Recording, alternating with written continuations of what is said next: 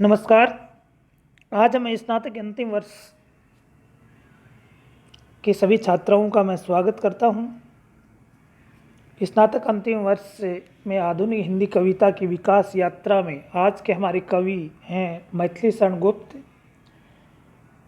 जिनका कर्तृत्व व्यक्तित्व और उनके परिचय के बारे में आज हम चर्चा करेंगे। मैथिली शरण गुप्त द्विवेदी युग के कवि माने जाते हैं, यानी कि आधुनिक काल में जिन प्रमुख कवियों की हम चर्चा करते हैं, चाहे वो अयोध्या सिंह उपाध्याय हरिओद हो, भारतेंदु हरिश्चंद्र हो, जयशंकर प्रसाद, निराला, महादेव वर्मा, अज्ञे, इन सभी कवियों में मैथिली शरण गुप्त हैं, वो अपना एक महत्वपूर्ण स्थान रखते हैं। मैथिली शरण गुप्त राष्ट्रीय काव्य धारा के प्रमुख कवि के रूप में उनको माना जाता है, राष्ट्र कवि के रूप में उनको स्वीकार किया जाता है, क्योंकि स्वयं महात्मा गांधी जी ने 1936 में वाराणसी में सम्मेलन हुआ था, उस सम्मेलन में इन्हें राष्ट्र कवि की पदवी से नवाजा था। हमारे जो आदिकाल से लेकर के वर्तमान समय तक की जो काव्य धाराएँ हैं, उनमें राष्ट्रीय काव्य धारा का अपना एक महत्व रहा है। आदिकाल में, भक्ति काल में, रीति काल में, जैसा कि रीति काल में श्रृंगारिक रचनाएं लिखी जाती थी, लेकिन उन रचनाओं के बीच में भी महाकवि भूषण ने राष्ट्रीय चेतना को अभिव्यक्त किया।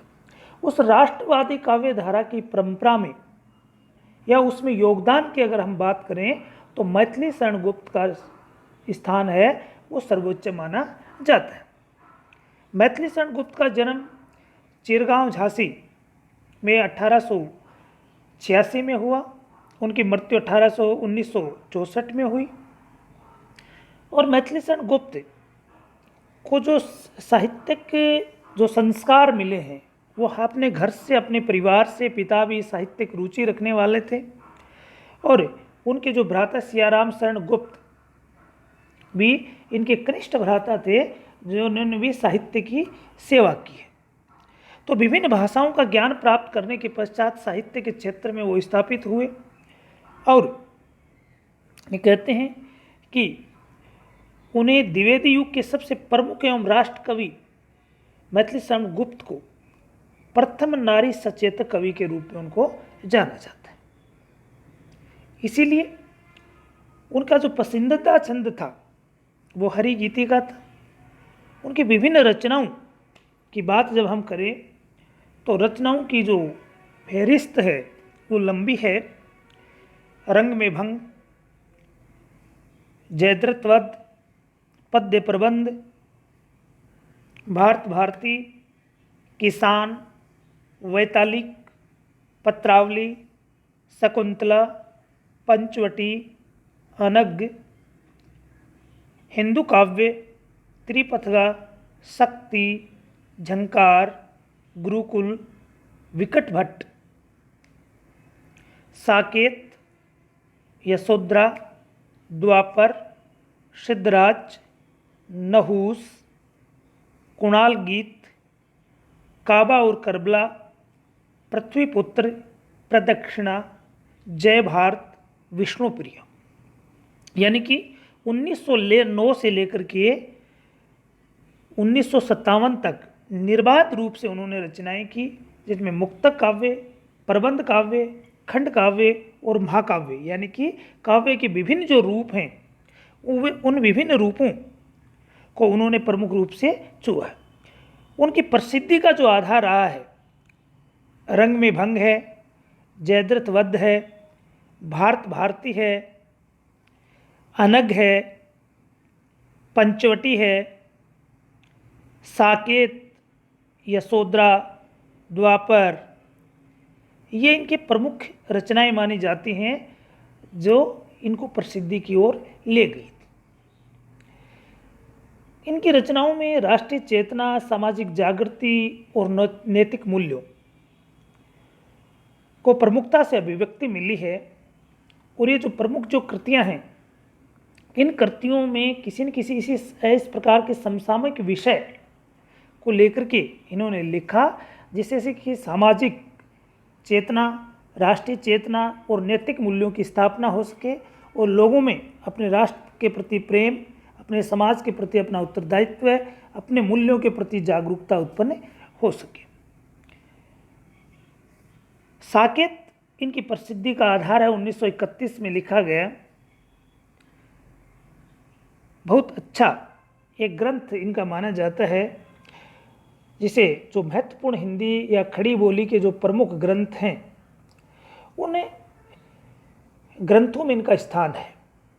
साकेत रामकथा पर आधारित काव्य है, जिसका नवम जो सर्ग है वो हमारे साहित्य की दृष्टि से बड़ा महत्वपूर्ण है, क्योंकि उस नवम सर्ग में उर्मिला के विरह वर्णन का विशद रूप से वर्णन किया गया है। मौलिक उद्भावना है, क्योंकि उर्मिला रामकथा में उपेक्षित पात्र रही थी। राम के चरित्र के बारे में लिखा, सीता के चरित्र के बारे में लिखा, लक्ष्मण के चरित्र के बारे में लिखा, राम का त्याग, लक्ष्मण का त्याग और सीता के त्याग के बारे में तो लिखा, लेकिन उर्मिला जिसने 14 वर्षों तक अकारण वनवास झेला था, जिसमें कोई किसी प्रकार का दोष नहीं था, उसके चरित्र का बखान या उसके चरित्र के उज्जवल पक्ष का चित्रण किसी भी कवि ने नहीं किया। और इस आधार को मानते हुए स्वयं महावीर प्रसाद द्विवेदी, जो सरस्वती पत्रिका के संपादक थे, उन्होंने अपने एक लेख में लिखा था कि कवियों की नारी विषयक उदासीनता, कि हमारे जो कवि हैं उनके नारी के प्रति जो उदासीन भाव है उसको आधार बना करके, उससे प्रेरित होकर के हमारे राष्ट्र कवि मैथिली शरण गुप्त ने इस रचना को प्रारंभ किया। और इसमें जो उर्मिला है, उस उर्मिला की वेदना को, उनके त्याग को उन्होंने उभारा, उसको प्रस्तुत किया।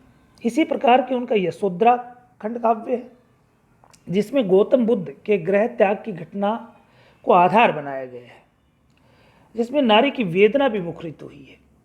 गुप्त जी ने नारी की व्यवस्था का चित्रण भी इसी खंड काव्य में इस प्रकार से किया है, जो कि अजर अमर पंक्तियां हैं कि अबला जीवन हाय तुम्हारी यही कहानी, आंचल में है दूध और आंखों में पानी। इस प्रकार से उन्होंने विभिन्न समसामयिक जो संदर्भ थे उनको उठाया, उनमें रचनाएं उन्होंने लिखी। मौलिक रचनाओं के अलावा उन्होंने बंगला से अनुदित रचनाएं भी उन्होंने लिखी, संस्कृत अनुदित रचनाएं भी उन्होंने लिखी हैं, और राष्ट्रीय भावना से ओतप्रोत उनकी जो पंक्तियां हैं वो बड़ी महत्वपूर्ण है। जब हम बात करें उनके काव्य में जो चेतना थी, उसके मूल स्वर क्या थे, यानी कि उसमें कौन कौन सी चेतना को उन्होंने प्रमुख रूप से अभिव्यक्त किया है, तो हमें बात करें कि उन्होंने मानवीय मूल्यों और राष्ट्रीय समस्याओं को तो प्रभावपूर्ण तरीके से वाणी दी है। मानव को के जो नैतिक मूल्य हैं, उसकी जिम्मेदारी है, उसके दया, परोपकार, परहित, परनिंदा न करना, ये सारे जो मूल्य हैं उन मूल्यों की स्थापना उन्होंने की। इसके साथ ही जो राष्ट्र के समक्ष जो समस्याएं हैं, उन समस्याओं को भी उन्होंने पुरजोर के साथ अपने काव्य में उठाया। उसकी कृतियों में हम देखते हैं कि राष्ट्रीय चेतना, राष्ट्रीयता की भावना देखने को मिलती है। अपने देश के प्रति अपार प्रेम उनके काव्यों में था, इसलिए उनको राष्ट्र कवि के रूप में माना जाता है। महाभारत से संबंधित घटनाक्रम को भी उन्होंने सकारात्मक दृष्टिकोण से प्रस्तुत किया।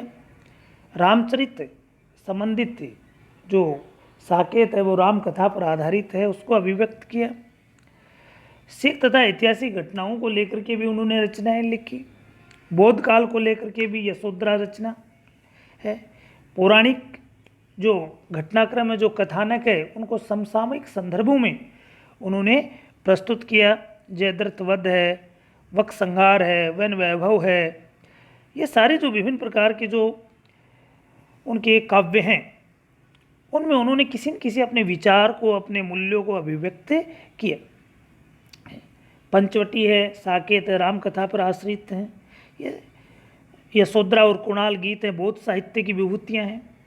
गुरुकुल और तेग बहादुर सिखों के इतिहास से चयन किया है।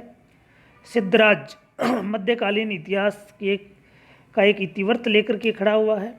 चंद्रहास, तिलोत्तमा, शकुंतला, नहुस आदि पौराणिक कथानकों के चित्र हैं। इनके अतिरिक्त समसामयिक प्रभाव के परिणाम स्वरूप उन्होंने झंकार, हिंदू आदि फुटकल कविताएं भी लिखी। लेकिन यशोधरा और साकेत है उनकी प्रसिद्धि का आधार है, और इनके आधार पे ही उनको साहित्य में बहुत महत्वपूर्ण कवि के रूप में माना जाता है।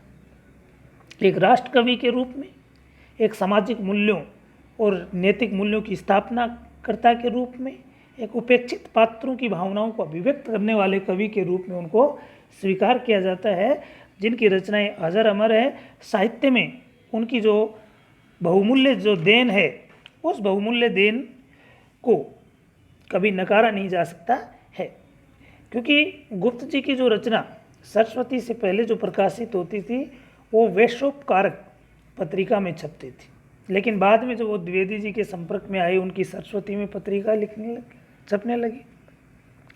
शुरू में गुप्त जी रसिकेंद्र नाम से अपनी ब्रज भाषा में कविताएं लिखते थे, लेकिन बाद में उन्होंने ब्रज भाषा के लोभ को छोड़ दिया। अब यूँ कह सकते हैं कि डॉक्टर नगेंद्र ने कहा कि भारत भारती जो उनकी रचना बड़ी प्रसिद्ध राष्ट्रीय भावनाओं से उत्प्रोत है कि लोकप्रियता खड़ी बोली की विजय पताका सिद्ध हुई, ऐसा उन्होंने कहा है।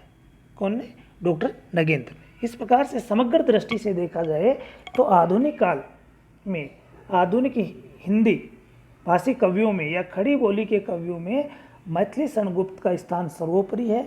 एक राष्ट्र कवि के रूप में, एक नैतिक मूल्यों के स्थापनाकर्ता के रूप में, एक सामाजिक उत्थान को प्रेरित करने वाले सकारात्मक कवि के रूप में उनको स्वीकार किया जाता है, जिनके कुछ पद हमारी पाठ्य पुस्तक में संकलित हैं। अगले वीडियो में उनका हम अध्ययन करेंगे।